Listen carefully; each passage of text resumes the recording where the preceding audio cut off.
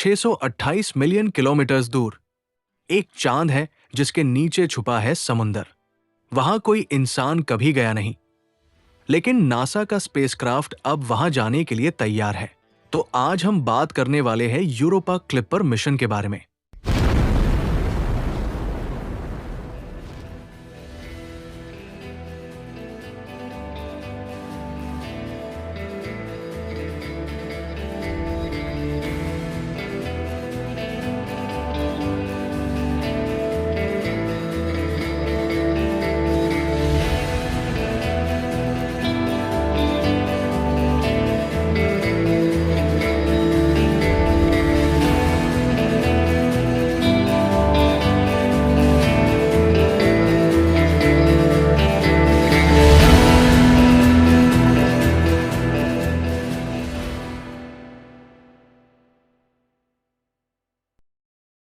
कहानी को शुरुआत से समझते हैं।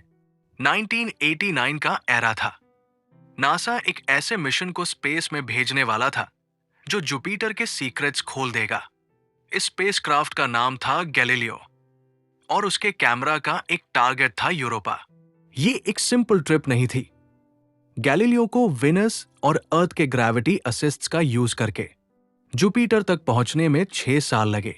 1990s के शुरू में गैलीलियो ने पहली बार यूरोपा के करीब से गुजरा और जो तस्वीरें आई उन्होंने साइंस को हिला दिया।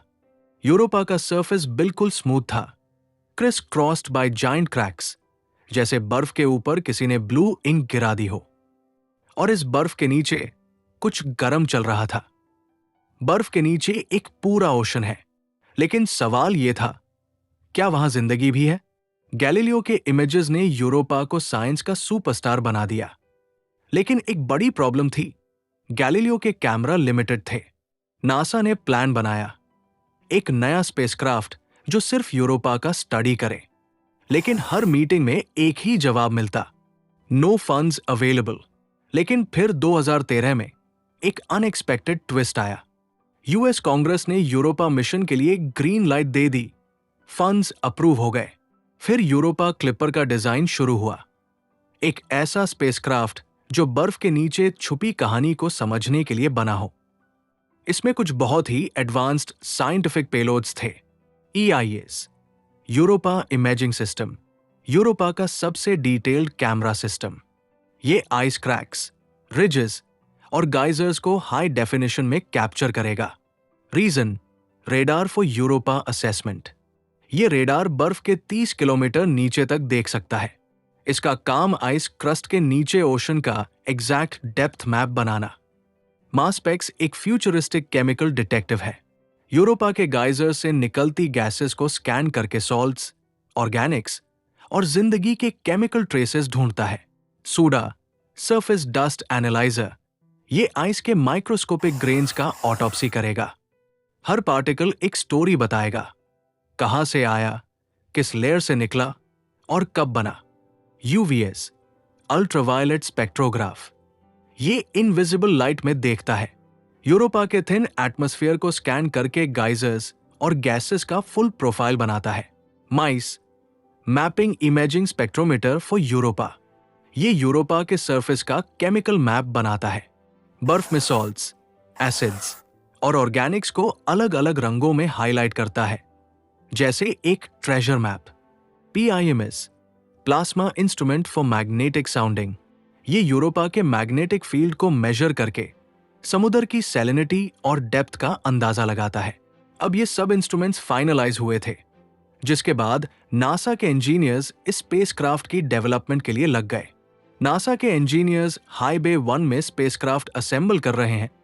क्लीन रूम कंटामिनेशन से बचाने और प्रिसिशन असेंबली के लिए डिजाइन हुई है। यूरोपा क्लिपर के पार्ट्स USA के 9 अलग अलग स्टेट से आए। हर कंपोनेंट अपने स्पेशलाइज्ड प्लांट में बना। प्रोपल्शन मॉड्यूल जो मैन्यूवर्स के लिए रिस्पॉन्सिबल होगा, वो Johns Hopkins University Applied Physics Laboratory में डेवलप हुआ। हाई गेन एंटेना अर्थ के साथ प्राइमरी कम्युनिकेशन लिंक बनाए रखेगा। यूरोपा इमेजिंग सिस्टम सरफेस के डिटेल्ड इमेजेस कैप्चर करेगा। डस्ट डिटेक्टर आइस ग्रेन्स और माइक्रोमीटरॉइड्स का डेटा रिकॉर्ड करेगा। मास स्पेक्ट्रोमीटर गाइजर से निकलती गैसेस का केमिकल कॉम्पोजिशन एनालाइज करेगा। प्लाज्मा डिटेक्टर चार्ज्ड पार्टिकल्स का स्टडी करेगा। एक यूनिट ऊपर और एक नीचे माउंट है। मैग्नेटोमीटर मैग्नेटिक फील्ड मेजरमेंट्स लेगा। हाई गेन एंटेना के पास स्थित है। और लास्ट में आती है सोलर अरेज, और ये काफी मैसिव अरेज है। इसका एरिया लगभग 46 स्क्वायर मीटर्स का है। अब इसकी खास बात यह है कि जुपिटर तक सनलाइट बहुत कम पहुंचती है। एग्जाम्पल के लिए, अगर अर्थ पे 1300 वॉट्स पर स्क्वायर मीटर की सनलाइट है, तो अगर हम इनवर्स स्क्वायर लॉ का यूज करेंगे तो हमें 50 वॉट पर मीटर स्क्वायर मिल रहा है, और उसमें से भी 30% एफिशिएंसी होगी। तो कैलकुलेशन करने पे हमें पता चलता है कि 15 वॉट पर स्क्वायर मीटर का आउटपुट मिल रहा है। अब इसे 46 स्क्वायर मीटर से मल्टीप्लाई करेंगे तो रिजल्ट आएगा कुछ ये, यानी 690 वॉट्स की इलेक्ट्रिसिटी ये जनरेट करेगा। सुनने में काफी कम लगती है, क्योंकि एवरेज इंडियन रूफटॉप के सोलर पैनल्स ही 10 से लेकर 15 किलोवाट्स तक एनर्जी जनरेट करते हैं। पर अब क्या कर सकते हैं, हमें इनवर्स स्क्वायर लॉ को भी तो देखना है। तो ये सब इंस्ट्रूमेंट्स को स्पेसक्राफ्ट में फिट करके उसे आगे भेजा जाता है। लॉन्च के टाइम स्पेसक्राफ्ट को काफी हैवी शॉक्स और वाइब्रेशंस लगते हैं। इसीलिए जेपीएल में यूरोपा क्लिपर को एक स्पेशल वाइब्रेशन टेबल पर माउंट करके हर डायरेक्शन में हिलाया गया, ताकि इंश्योर हो कि ये रॉकेट के ब्लास्ट स्ट्रेस को सर्वाइव कर सके। उसके बाद यूरोपा क्लिपर को एक जायंट वैक्यूम चेंबर में रखा गया, जहां स्पेस का एनवायरनमेंट सिमुलेट होता है। एक्सट्रीम कोल्ड, हीट और नियर जीरो प्रेशर। ये टेस्ट वेरीफाई करता है कि स्पेसक्राफ्ट के सिस्टम्स जुपिटर के हार्श एनवायरनमेंट में सही काम करें। लॉन्च से कुछ दिन पहले स्पेसक्राफ्ट को जेपीएल से फ्लोरिडा के केनेडी स्पेस सेंटर ले जाया जाता है, जहां उसका फाइनल इंस्पेक्शन होता है।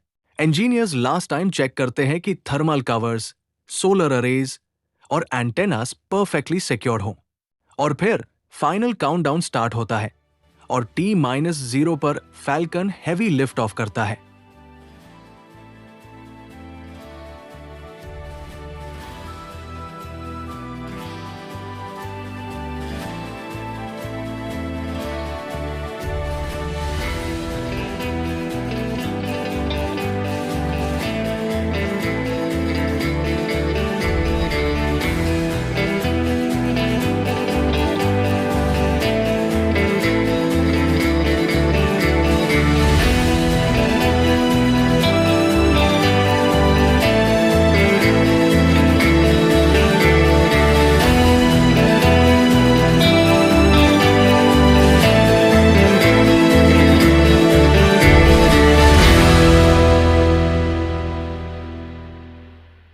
लॉन्च के बाद यूरोपा क्लिपर अपने 6 साल के लंबे सफर पर निकल पड़ा।